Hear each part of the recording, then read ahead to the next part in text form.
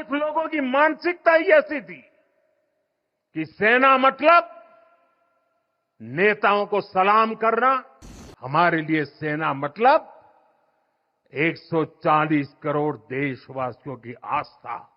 अग्निपथ का लक्ष्य सेनाओं को युवा बनाना है। अग्निपथ का लक्ष्य सेनाओं को युद्ध के लिए निरंतर योग्य बनाए रखना है। दुर्भाग्य से राष्ट्रीय सुरक्षा से जुड़े इतने संवेदनशील विषय को कुछ लोगों ने राजनीति का विषय बना दिया है। ये वही लोग हैं जिन्होंने सेनाओं में हजारों करोड़ के घोटाले करके हमारी सेनाओं को कमजोर किया। ये वही लोग हैं जो चाहते थे कि एयरफोर्स को कभी आधुनिक फाइटर जेट न मिल पाए। ये वही लोग हैं जिन्होंने तेजस फाइटर प्लेन को भी डिब्बे में बंद करने की तैयारी कर ली, जिन्होंने एक मामूली रकम 500 करोड़ रुपए दिखा दिखाकर वन रैंक वन पेंशन पर झूठ बोला था। ये वही लोग हैं जिन्होंने सीमा पर तैनात हमारे जवानों को पर्याप्त बुलेट प्रूफ जैकेट्स भी नहीं दी थी। हमारी सेनाओं ने बीते वर्षों में कई साहसिक निर्णय लिए हैं। सेना द्वारा किए गए जरूरी रिफॉर्म्स का एक उदाहरण अग्निपथ स्कीम भी है। दशकों तक संसद से लेकर अनेक कमेटी तक में सेनाओं को युवा बनाने पर चर्चाएं होती रही है। भारत के सैनिकों की औसत आयु एवरेज एज ग्लोबल एवरेज से ज्यादा होना ये हम सबकी चिंता बढ़ाता रहा है। इसलिए ये विषय वर्षों तक अनेक कमिटियों में भी उठा, लेकिन देश की सुरक्षा से जुड़ी इस चुनौती के समाधान की पहले इच्छा शक्ति नहीं दिखाई गई। शायद कुछ लोगों की मानसिकता ही ऐसी थी कि सेना मतलब नेताओं को सलाम करना, परेड करना। हमारे लिए सेना मतलब 140 करोड़ देशवासियों की आस्था। हमारे लिए सेना मतलब 140 करोड़ देशवासियों की शांति की गारंटी। हमारे लिए सेना मतलब देश की सीमाओं को सुरक्षा की गारंटी। अग्निपथ योजना के जरिए देश ने इस महत्वपूर्ण सपने को एड्रेस किया है। अग्निपथ का लक्ष्य सेनाओं को युवा बनाना है।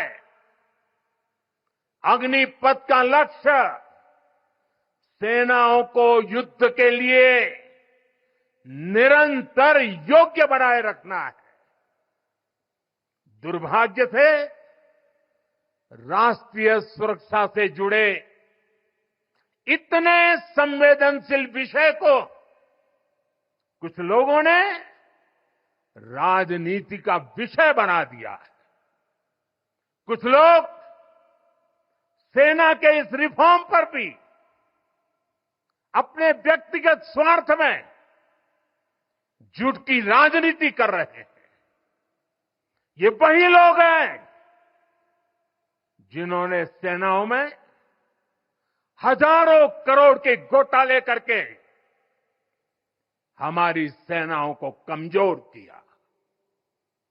ये वही लोग हैं जो चाहते थे कि एयरफोर्स को कभी आधुनिक फाइटर जेट न मिल पाए। ये वही लोग हैं जिन्होंने तेजस फाइटर प्लेन को भी डिब्बे में बंद करने की तैयारी कर ली थी। साथियों, सच्चाई ये है कि अग्निपथ योजना से देश की ताकत बढ़ेगी और देश का सामर्थ्यवान युवा भी मातृभूमि की सेवा के लिए आगे आएगा। प्राइवेट सेक्टर और पैरामिलिट्री फोर्सेस में भी अग्निवीरों को प्राथमिकता देने की घोषणाएं की। मैं तो हैरान हूं, कुछ लोगों की समझ को क्या हुआ है, उनकी सोच को क्या हो चुका है। ऐसा भ्रम फैला रहे हैं कि सरकार पेंशन के पैसे बचाने के लिए ये योजना लेकर आई है। मैं जरा ऐसे लोगों की सोच से शर्म आती है, लेकिन मैं ऐसे लोगों से पूछना चाहता हूं, जरा कोई मुझे बताए, आज मोदी के शासनकाल में जो भर्ती होगा, क्या आज ही उसको पेंशन देना है क्या? उसको पेंशन देने की नौबत 30 साल के बाद आएगी और तब तो मोदी 105 साल का हुआ होगा और तब न भी मोदी की सरकार होगी। क्या मोदी जब 105 साल का होगा, 30 साल के बाद जो पेंशन बचेगा उसके लिए मोदी ऐसा राजनीतिक है जो आज गाली खाएगा? क्या तर्क दे रहे हैं? लेकिन साथियों, मेरे लिए दल नहीं, देश सर्वोपरि है।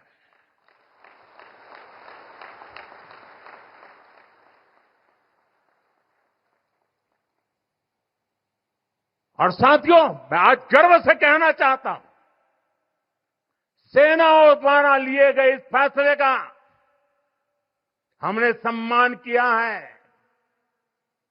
और जैसा मैंने पहले कहा, हम राजनीति के लिए नहीं, राष्ट्र नीति के लिए काम करते हैं। हमारे लिए राष्ट्र की सुरक्षा सर्वोपरि है। हमारे लिए 140 करोड़ की शांति ये सबसे पहले है। साथियों, जो लोग देश के युवाओं को गुमराह कर रहे हैं,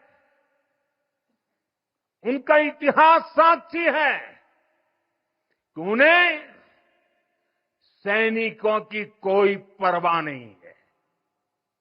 ये वही लोग हैं जिन्होंने एक मामूली रकम 500 करोड़ रुपए दिखाकर वन रैंक वन पेंशन पर झूठ बोला था।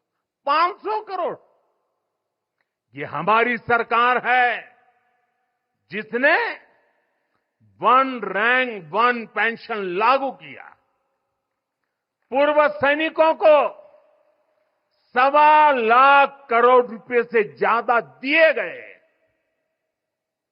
अब कहां 500 करोड़, कहां 1.25 लाख करोड़। इतना झूठ और देश के जवानों की आंख में धूल झोंकने का पाप। ये वही लोग हैं जिन्होंने आजादी के 7 दशक बाद भी सेना की मांग होने के बावजूद भी, देश के वीर सैनिकों के परिवारों की मांग होने के बाद भी हमारे शहीदों के लिए वॉर मेमोरियल नहीं बनाया। टालते गए, कमिटियां बनाते गए, नक्शे दिखाते गए, ये वही लोग हैं जिन्होंने सीमा पर तैनात हमारे जवानों को पर्याप्त बुलेट प्रूफ जैकेट्स भी नहीं दी थी। और साथियों, ये वही लोग हैं जो करगिल विजय दिवस को भी नजरअंदाज करते रहे।